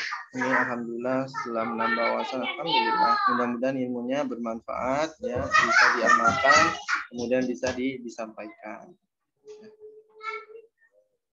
Nah, ini dia nih. Kadang ketika dulu pernah ya di bulan Ramadan, saya suka sampaikan. Pernah saya sampaikan waktu itu saya lagi mau buka kelas di musola ya. Mau mulai pembelajaran di musola. Ketika itu salah satu pengurusnya bilang, Ustadz nanti yang sabar ya ngajarnya. Nah, maka ini saya tantang ke pesertanya. Nah, oke, kalau gitu bukan cuma saya aja yang mesti sabar, tapi pesertanya juga sabar. Nanti kita lihat saja siapa yang kuat sabarnya. Nah, bahasanya seperti itu. Kenapa? Karena kebanyakan justru ya memang ada gurunya yang nggak sabar, tapi ada banyak juga yang muridnya nggak sabar, pengennya buru-buru, pengennya cepat bisa. Yang penting kita tahu bacaannya dulu aja lah, teorinya nanti gitu. Aduh, susah nih. Nah, banyak ngeluhnya. Nah, makanya biasanya itu akan tersaring seperti itu. Nah, maka dari itu selalu ya, saya pribadi terus untuk ngingetin ayah bunda, lurusin niatnya. Ya, luruskan niat, lihat, kemudian buat apa ya bunda ini belajar. Nah, diingat-ingat lagi. Kemudian ketika sudah belajar, dipraktikkan. Ya, dipraktikkan. Sebentar.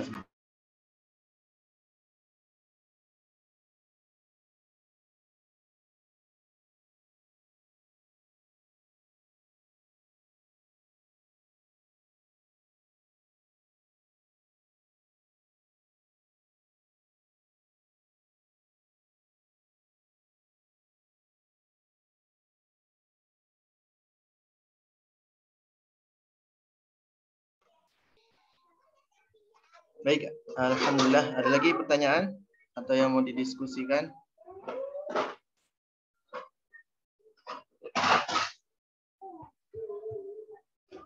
Insya Allah berarti untuk lanjutin terapinya akan depan ya.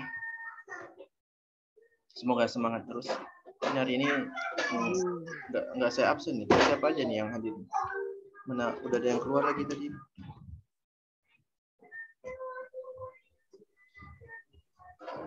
Yuk, silakan jika ada yang mau bertanya lagi. Sambil saya ngabsen.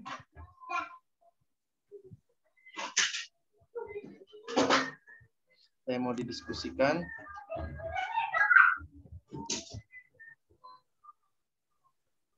Bunda Ita. Ya Ustadz, lupa apa yang mau ditanya. Udah teringat nanti udah dengar pembahasan Ustadz, udah lupa ya ditulis pertanyaannya. Jadi lupa.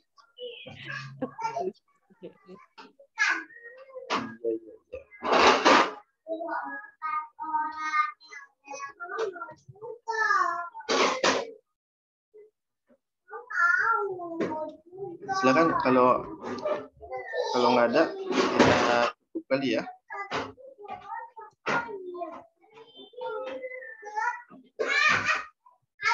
Mudah-mudahan semangat terus ya, latihan terus. Bagi yang sedang menghafal, silakan terus dilancarkan hafalannya, dijaga hafalannya.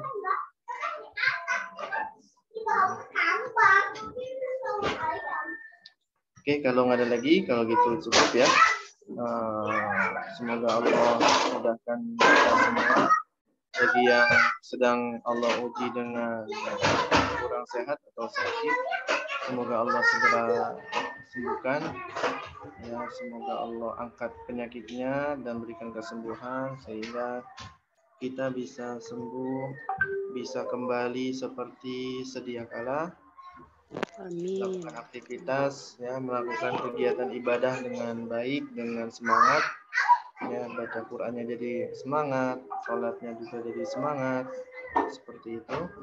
Terakhir ya, sama-sama buat ayah bunda semua, yuk kita bareng-bareng terus ningkatin keimanan kita. Ya, karena lagi-lagi ya, cuman dengan kekuatan iman kita bisa buat beramal. Cuman dengan kekuatan iman kita bisa beramal. Ya, walaupun ilmu kita banyak, ya, tapi kalau keimanan kita lagi menurun, ya, kita tahu sholat tahajud itu luar biasa. Kalau keimanan kita lagi menurun, itu nggak bisa kita kerjain. Jangankan yang berat seperti tahajud. Mungkin amalan kecil yang kita sudah tahu ilmunya, kalau iman kita lagi menurun, itu nggak bisa kita kerjain. Nah, tapi kalau keimanan kita sedang kuat, sedang naik, ya, kita tahu tahajud itu luar biasa, kita sudah mulai kerjakan. Kita sudah mulai, bahkan sudah mulai dari jam 2 mungkin. Iman kita kuat, amalan-amalan yang besar itu akan mudah dikerjakan. Iman kita menurun, ya, walaupun kondisinya nih kita tahu ilmunya. Iman kita menurun, maka amalan yang kecil itu terasa berat dikerjakan. Ayah bunda semua, ya, dengan kita menjaga, dengan kita memperbaharui keimanan kita, keyakinan kita sama Allah, kemudian ditambah kita membaca Al-Quran, maka bacaan Quran itulah yang akan menambah keimanan kita. Sebagaimana yang difirmankan Allah, ya. Bahwasanya jika dibacakan Qurannya, orang beriman ini, ya, orang beriman ini ketika dibaca Quran hatinya bergetar dan bertambah keimanannya. Lalu ketika keimanan keyakinan pada Allah itu sudah muncul, sudah meningkat, sudah diperbaharui, maka ketenangan itu akan datang. Maka dari itu wajar kalau sampai saat ini kita belum memiliki ketenangan. Kenapa? Karena bisa jadi keyakinan kita sama Allah, keimanan kita sama Allah sedang berkurang. Diceknya dari mana? Cek dari amalan-amalan yang kita lakukan. Seperti itu. Yuk kita sama-sama cek keyakinan kita, ya. Cek amalan kita. Nah, disitulah indikator iman kita. Ya, semakin tinggi keimanan, amalan berat akan ringan dikerjakan. Semakin menurun keimanan, amalan kecil akan berat dikerjakan. Barakallahu fikum. Afwan kalau banyak kurangnya, yang benar datangnya dari Allah, yang kurang dari diri kami pribadi atas keterbatasan ilmu dan pemahaman yang kami punya.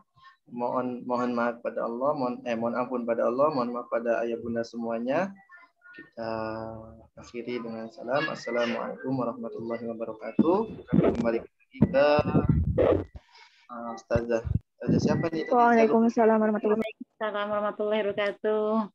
Saya Siva, Ustadz, penggantinya Mbak Erika di hari ini. Ya, insyaallah. Barakallah. Salam kenal. Silakan. Cukup Ustadz? Cukup ya. Alhamdulillahirrabbilalamin, Masya Allah. Luar biasa tadi yang disampaikan oleh Ustadz Gani, dan yang terakhir tuh benar-benar terasa sekali ya saat ini gitu. Lagi pandemi gitu ya, nggak bisa kemana-mana, di rumah aja gitu. Kalau memang kita tidak ada niatan untuk beraktivitas yang baik itu pasti berakhir dengan kesia-siaan waktu gitu. Bahkan saya pernah mendengar salah satu syekh mengatakan bahwa iman itu tidak akan pernah dalam kondisi stabil gitu. Dia pasti kalau tidak turun, berarti dia posisinya sedang naik gitu. Nah, cara untuk naik itu salah satunya adalah dengan mengikuti agenda-agenda yang memberikan kita hati yang lebih tentram itu. Termasuk adalah kegiatan yang siang ini kita sedang laksanakan gitu. Dengan dengan dengan kajian gitu, dengan ikut kajian gitu ya, dengan ikut belajar tasin seperti ini gitu, itu akan mendekatkan kita kepada hati yang lebih mudah menemukan hidayah seperti itu gitu ya, dan akan melembutkan hati kita juga gitu. Dan insya Allah ini salah satu treatment untuk terus membuat iman kita dalam kondisi yang naik gitu ya Ustaz ya. Alhamdulillahirabbil alamin. Kita sudah sampai di penghujung acara, sudah sampai jam 3 lebih 3 menit gitu ya. Maka untuk ini saya akan cukupkan gitu ya dengan bacaan hamdalah bersama-sama, alhamdulillahirabbil alamin, disusul dengan doa kafaratul majlis, subhanaka allahumma bihamdika asyhadu an la ilaha illa anta astaghfiruka wa atubu ilaik. Dari saya kurang lebihnya mohon maaf. Wassalamualaikum warahmatullahi wabarakatuh. Waalaikumsalam warahmatullahi wabarakatuh. Mohon izin Lev semua. Silakan Bunda Ayat, terima kasih sudah hadir di hari ini. Ustaz Gani, syukran jidan. Waalaikumsalam Bunda. Saya izin Lev ya. Assalamualaikum. Silakan Ustaz, silakan. Jazakallah Ustaz. Izin Lev ya. Silakan Bunda.